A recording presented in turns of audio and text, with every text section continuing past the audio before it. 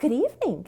I'm Mrs. Claus, and tonight we're going to read a wonderful story called Mortimer's Christmas Manger. And the author is Karma Wilson and Jane Chapman. In a big house lived a wee mouse named Mortimer. He dwelled in a dark hole under the stairs. Nobody ever noticed little Mortimer, and Mortimer liked it that way. But he didn't like his hole. "Too cold, too cramped, too creepy," squeaked Mortimer. Each day he snuck out and crept about looking for crumbs and tidbits. One day, Mortimer spied something new. What he spied was wonderful. He saw a huge tree covered with twinkling lights. Nestled on top was a bright, shining star. But something even better than the tree itself sat next into the table. Mortimer sighed with delight. "A house just my size." But the house was so high and Mortimer was so low. "I'll climb up the tree," said Mortimer. It made a perfect ladder for a mouse. Up, up, up, Mortimer climbed. Down, down, down, ornaments crashed. Finally, he reached the table. "Perfect," said Mortimer. "Not cold, not cramped, not creepy, cozy. But who are you?" Mortimer had never seen people so small, almost as small as himself. He had never seen such strange animals either. Tap, tap. Mortimer knocked, but no one answered. Tap, tap. No one moved an inch. "I see," Mortimer squeaked. "You aren't real, only statues." And so Mortimer lugged and Mortimer tugged. One by one, he dragged the statues out. When he reached the smallest statue, he saw it. It was a baby in a wooden bed, just Mortimer's size. "There is no room for you here," Mortimer said. "Out you go." Then into bed crawled Mortimer. He fell fast asleep in the soft, warm hay. The next day, as Mortimer crept about, he found good things to eat. Cookie crumbs, fruitcake morsels, and spicy peppermint candy. But when Mortimer scampered back up to his new home, the statues were set up again. "No, no, no," squeaked Mortimer. "This won't do. There is no room for me." And so Mortimer lugged and Mortimer tugged until all the statues were out. "And stayed out," he said. Then into bed crawled Mortimer. He fell fast asleep in the soft, warm hay. But each day, while Mortimer scurried about, the statues were set up again. And Mortimer always lugged and tugged them back out.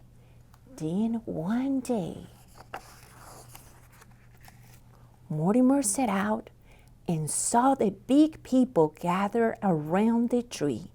He couldn't go out there, so he hid among the statues. A man started talking. Mortimer listened, and what he heard was wonderful. "Since it's Christmas Eve, I shall tell the Christmas story," said the man. "A long time ago, in the little town called Bethlehem, Mortimer heard about people named Joseph and Mary and a bright, shiny star. He heard about shepherds watching their flocks by night and traveling wise men." The man continued, "And there was no room for them in the inn." Then Mortimer heard about a baby who was born in a stable and had no real bed, but slept in a wooden manger, a baby born to save the world. And his name shall be called Jesus, said the man. Mortimer looked at the bright, shiny star on the tree. He looked at his new home and his new bed. He looked at the statues. Last of all, he looked at the baby. I see, sighed Mortimer. You're not just any statue. You're a statue of Jesus. Mortimer sniffed. Mortimer snuffled. A tear rolled down his furry cheek. There was no room for you in the inn, but I know where there is room, he said.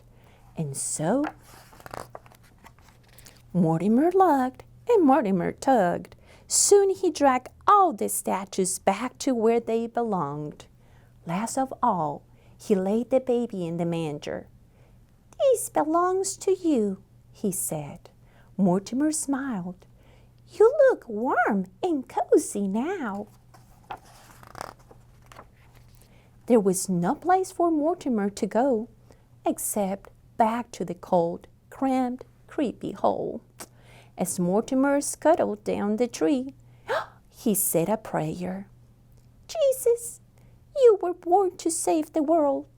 Perhaps you could also bring me a home. And then Mortimer spied something new. What he spied was wonderful. Mortimer sighed with delight. A house just my size. There were no statues inside. And so Mortimer moved right in. Thank you, Jesus, said Mortimer. You made room for me too. The end. And this was Mortimer Christmas Manger.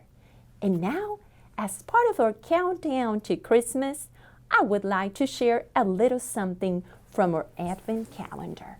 And today is December 23rd. Let's see who knows the answer. Jingle Bells was originally written for Thanksgiving. Is this true or false? Correct. You're right. It's true. The song was written in 1857 by James Lord Pierpont. It was originally called One Horse Open Sleigh. Thank you so much and see you next time and happy holidays.